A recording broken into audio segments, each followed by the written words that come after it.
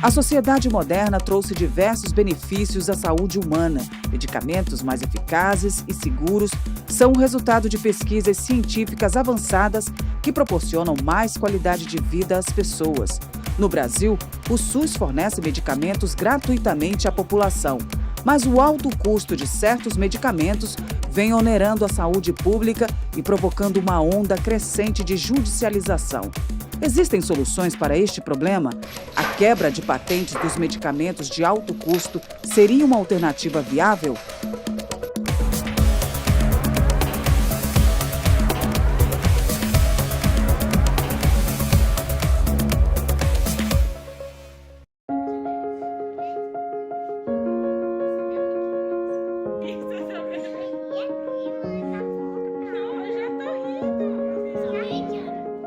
Eu vejo que hoje a Kiara, ela é essa criança, né? Ela continua fazendo as terapias, ela faz fisioterapia todos os dias, ela tem terapia ocupacional, ela tem fono, mas ela é uma alegria, né? Ela realmente, ela tem uma consciência corporal e a gente vê que como ela é feliz com cada movimento que ela consegue. Cada movimento novo que ela consegue, e olha que ela só tem 3 anos. Quando eu chego do trabalho, ela, mãe, olha o que eu tô fazendo, olha o que eu tô fazendo.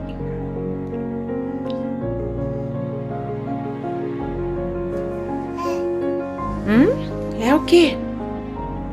Vem pegar, vem.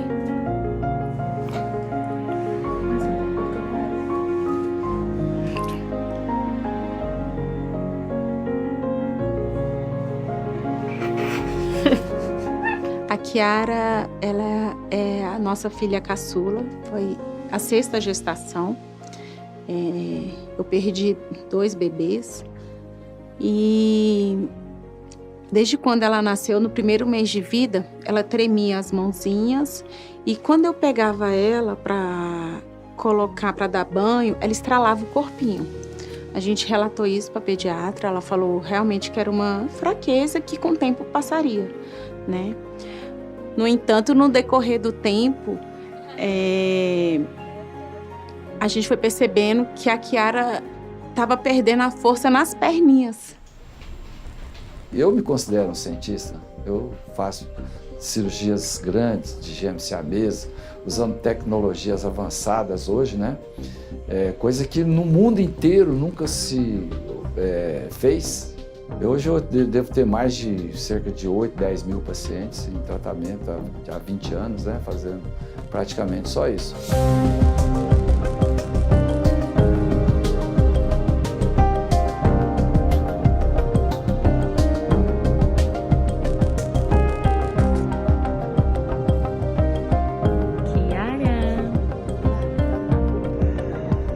Então, a gente pediu essa consulta de emergência com o pediatra. O pediatra logo viu que estava algo de errado, encaminhou a gente para o neuro, que já atendeu no dia seguinte. E com uma semana, o Sara, né, o Hospital Sara atendeu a Kiara e veio o diagnóstico de que ela tinha atrofia muscular espinhal, AME, né, que é uma doença genética neurodegenerativa que compromete funções vitais do ser humano, como andar, falar, deglutir e respirar. A cada dia, a pessoa vai perdendo neurônios motores. O hemangioma e também o linfohemangioma são malformações na criança, chamadas malformações vasculares. Então, ele é um tumor benigno, mas a característica dele é de malignidade. Por quê? Ele cresce, ele invade órgãos importantes, como a traqueia, o esôfago, né?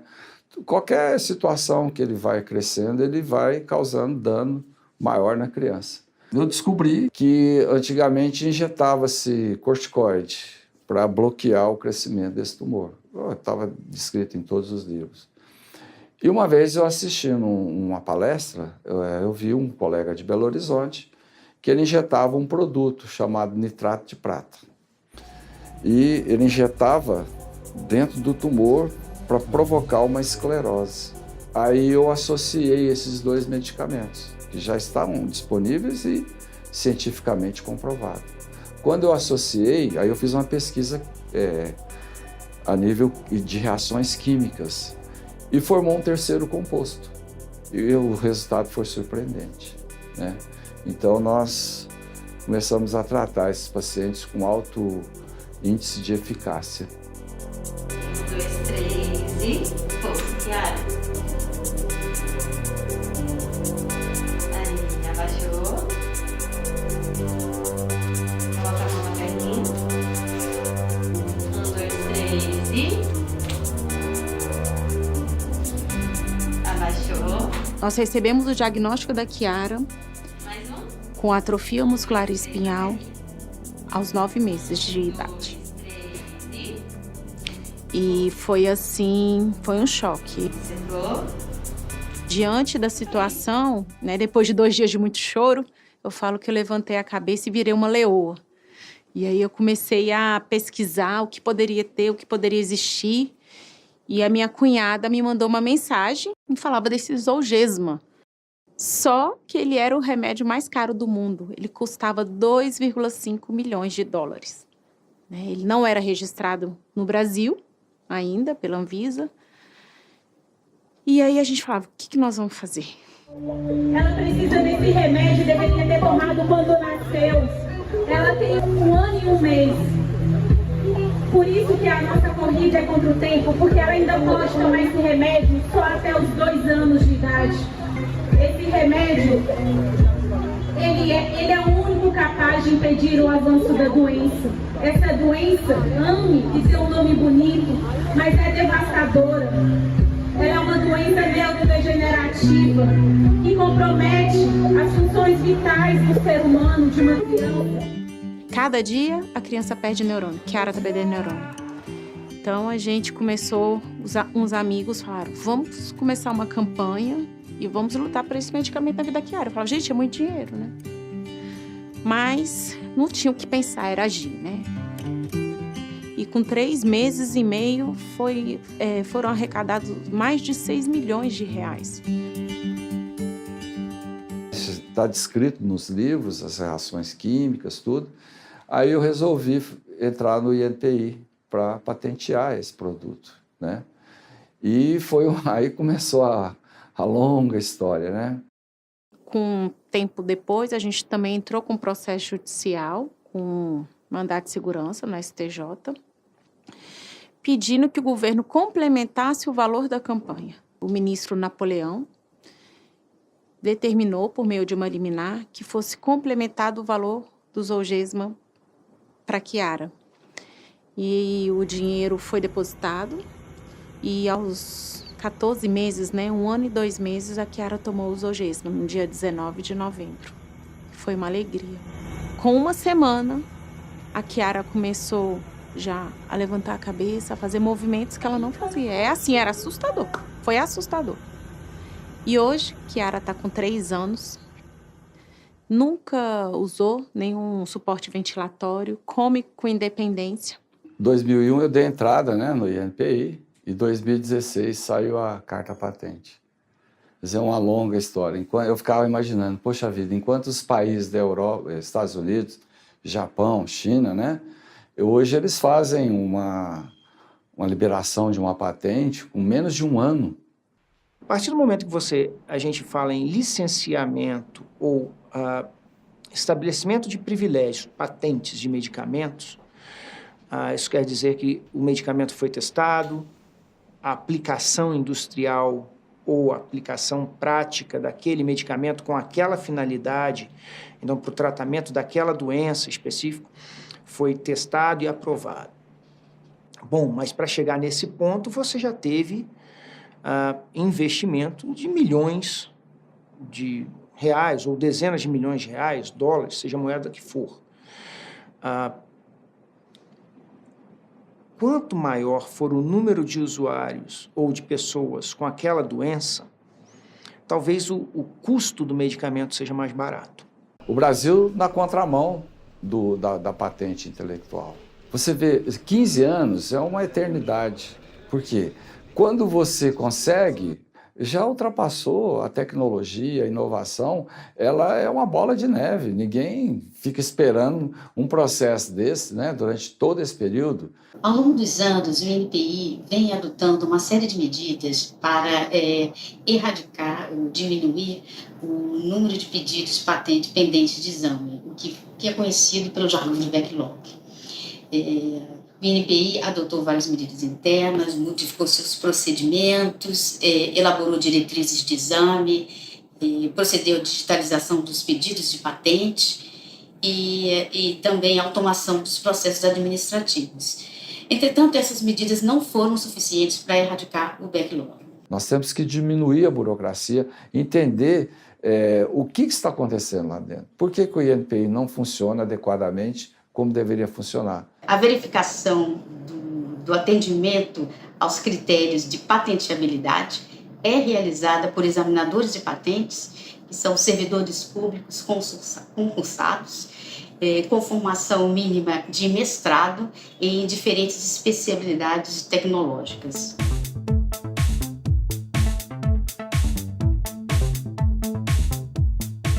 Para se ter uma ideia, antes do plano de combate ao backlog, a média do tempo de decisões do INPI girava em torno de 7 anos, contados a partir do requerimento de exame.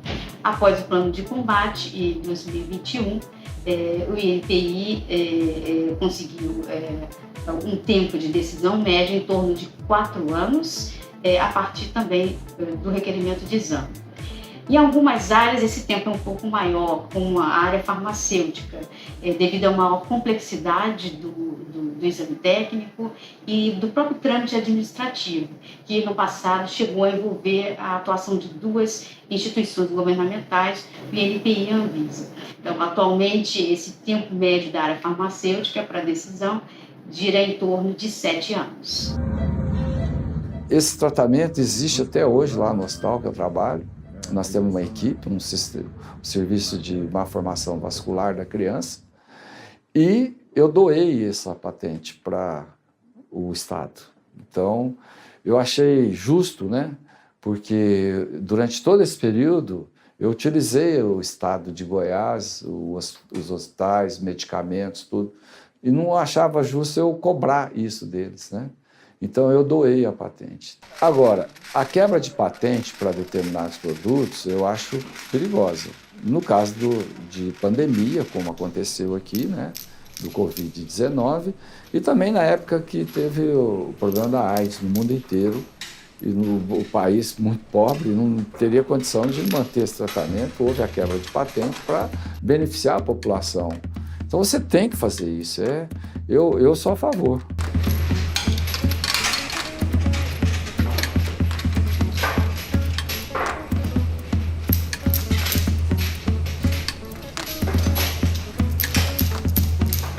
Aí vem a discussão pública. Será que eu posso, ou é justo, quebrar a patente, ou o Estado custear esse medicamento?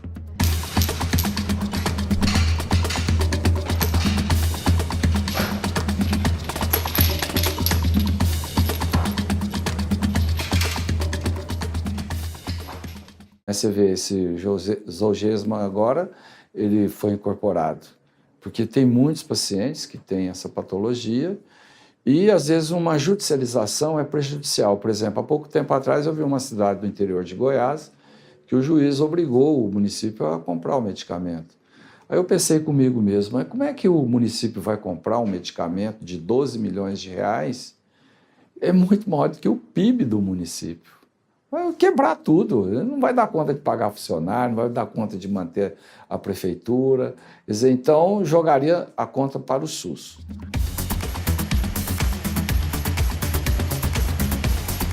Vamos pensar nessa questão, que é complicada, porque eu tenho medicamentos com valor elevadíssimo, elevado para 99% da população brasileira, ou que sai da população mundial. O preço são medicamentos, já diz o nome, de alto custo. E, por outro lado, eu tenho a obrigação de saúde, de prover a saúde pública. Então, o Estado pagar, e aí alguns dizem, mas esses recursos que estão sendo gastos neste medicamento para essa pessoa poderiam ser destinados a tratar outras doenças com um grupo maior de pessoas. Ontem mesmo foi a cerimônia de incorporação do Zolgensma ao SUS. E já é uma grande vitória também, porque esse remédio tão caro foi precificado no Brasil por aproximadamente 6,5 milhões, será fornecido pelo SUS. Em que pese ter vindo com restrições, né, que não abarcar todos, né, que podem tomar mesmo o Zolgensma. Hoje, o SUS oferece 3 medicamentos para o tratamento da AME: o Inspirasa, o Hitsplan e o Zolgensma. O Zolgensma, ele tem as restrições, né, que só pode ser para AME tipo 1 até 6 meses de idade, que esteja fora de ventilação invasiva por mais de 16 horas por dia. As outras pessoas, né, que são portadores de AME, eles podem ser medicados com Hitsplan ou Inspirasa, de acordo com o que o médico medicar.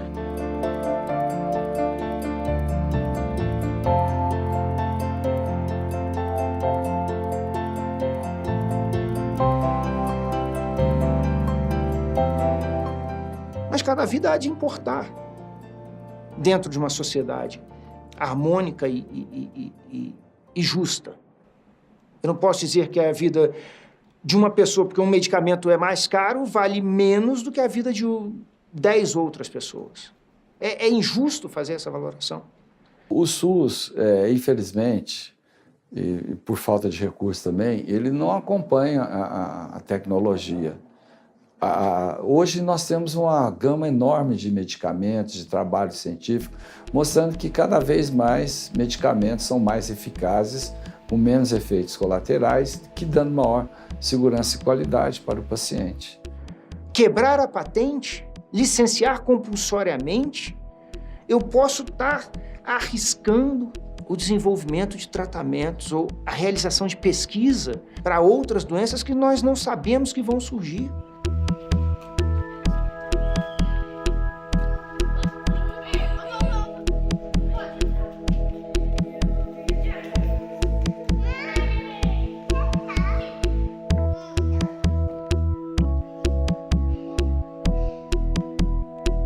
Hoje, muitas pessoas perguntam: Kiara, vai correr? Né? Os neurônios que morrem são as únicas células do corpo humano que quando morrem, elas não se restabelecem.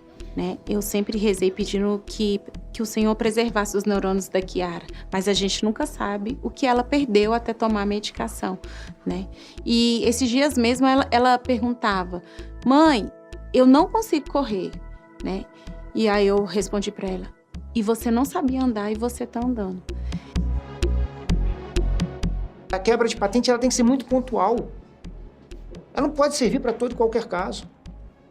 Ela tem que ser pontual. Olha, está acontecendo um problema, calamidade pública, falta de exploração do medicamento. Você vai e quebra a patente ou licencia compulsoriamente. Mas não pode ser um instrumento de salvação da sociedade. Eu acho que a gente tem um dilema aí.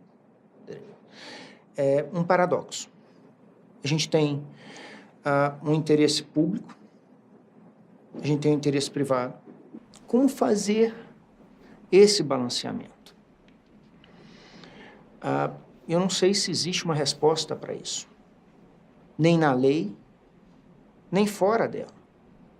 Talvez exista fora dela, mas ela não vai ser imediata.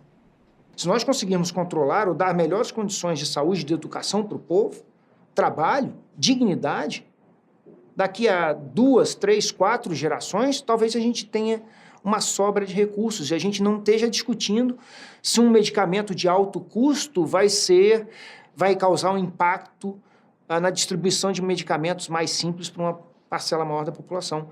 E quando eu falo isso, a gente também tem que olhar um outro lado. Educação, investimento em pesquisa e desenvolvimento. É certo que o perfil da indústria farmacêutica brasileira vem mudando ao longo dos anos. Após um grande aprendizado com a produção de medicamentos genéricos, a indústria agora já está se voltando para a inovação incremental, que são, na verdade, melhoramentos dos produtos já conhecidos.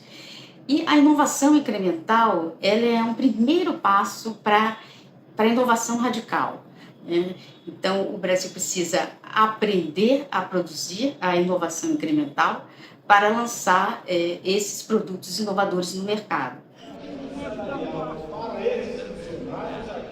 Não existe um estudo, né? Nós vamos iniciar agora, fazer um levantamento de governos anteriores até o atual para saber o que aconteceu e está acontecendo no INPI. Porque nós necessitamos dar uma resposta para a comunidade científica. Porque nós precisamos liberar essas patentes em tempo recorde.